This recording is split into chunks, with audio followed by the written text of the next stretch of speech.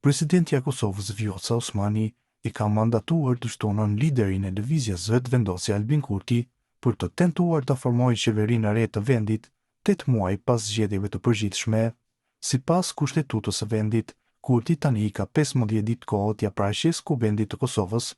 përbërjen dhe programin e qeverisë për miratim, por ai do të ketë punë për t'i gjetur të paktën 61 vota në kuvend me 120 deputet për mandatin e tretë në krye të qeverisë, pasi partia e tij fitoi 48 ulëse në zgjedhjet e 9 shkurtit.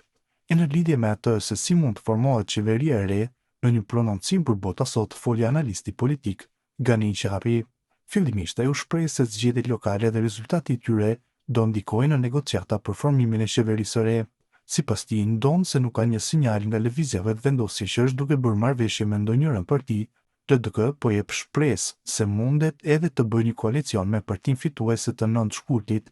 Zgjedhjet komunale dëshmuan se mos bashkëpunimi i vazhdueshëm i partive politike shqiptare ka frustruar aq shumë qytetarët e vendit, saqë edhe me votimet lokale të merrnin pjesë vetëm një numër simbolik i tyre, ku përveç pjesëmarrjes së ulët, prej vetëm rreth 39.5%, që në fakt është edhe më e ulët se sa në zgjedhjet lokale të vitit 2021, sovrani votoi në atë mënyrë që në shumicën e komunave të vendit fituesi të vendoset në balotazh. Prandaj mënyra e zhvillimit të garës së partive politike është pothuajse e sigurt se do të ndikojë edhe në negociata për formimin e qeverisë së re të Republikës së Kosovës të dalë nga zgjedhjet nacionale të 9 shkurtit, duke qenë se tani më presidentja Vjosa Osmani edhe e ka mandatuar kryetarin e lëvizjes vetëvendosje Albin Kurti për formimin e qeverisë së ardhshme, megjithse ende nuk ka sinjale publike mbi koalicion të formuar të bashkëqeverisjes me ndonjëra nga partitë politike bazuar në rezultatet e zgjedhjeve lokale,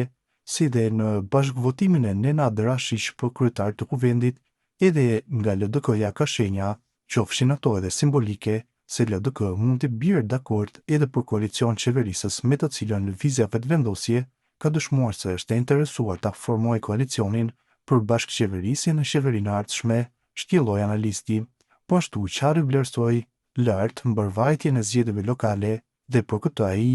shpreson se ato do të ndikojnë te partitë politike për një parafrim të mundshëm në nivel qendror për formimin e qeverisë së re. Edhe një herë duhet sekur se votimi i të dielës së 12 tetorit për kryetarët dhe përbërjen e kuvendeve komunale të zhvilluara në një atmosferë shembullore, të qetë dhe pa incidente të theksuara që do ta dëmtonin procesin dhe prishjen e mbarvajtjes së votimeve demokratike me shtrirjen simetrike të votave të qytetarëve për kandidatët në mbarvendjen dhe nga të gjitha partitë politike,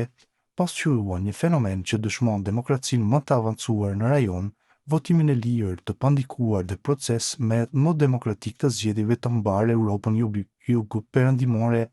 akt të cilin duhet ta marrin si shembull veprimi edhe partitë politike për të mundsuar vendit krijimin e qeverisë së re, veçanërisht tani më kur është konstituar edhe kuvendi dhe shumë ligje e marrëveshje ndërkombëtare financiare, ekonomike e politike, si dhe obligime të tjera të rëndësishme, presin miratimin e tyre për mbarvajtjen e vendit, avancimin e shtetëndërtimit dhe përmirësimin e jetesës së qytetarëve, nënvizoi ai.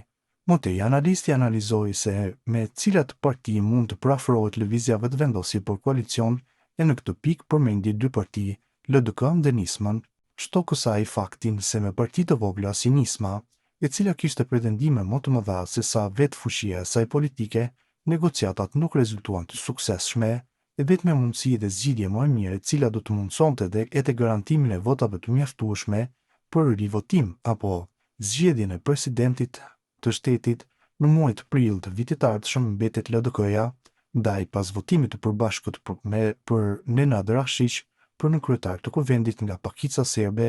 unë besoj se këto 2 parti, ndoshta edhe në një sistimin e faktorit e jashtëm, nëse nuk kanë arritur deri tash marrëveshje, ndërkohë janë duke biseduar prapa kulisave për mundësinë e formimit të një qeverie të qëndrueshme e stabile, të cilën, pas më tepër se 8 muajsh nga zgjedhjet e 9 shkurtit, e ka të domosdoshme dhe mos e të nevojshme Republika e Kosovës, ndër të tjera analistë shtojnë se në rast se nuk arrihet ndonjë marrëveshje mes lëvizjes vetëvendosje dhe ndonjë partie opozitare shqiptare, atëherë vendi duhet të shkojë sërish në zgjedhje të jashtëzakonshme.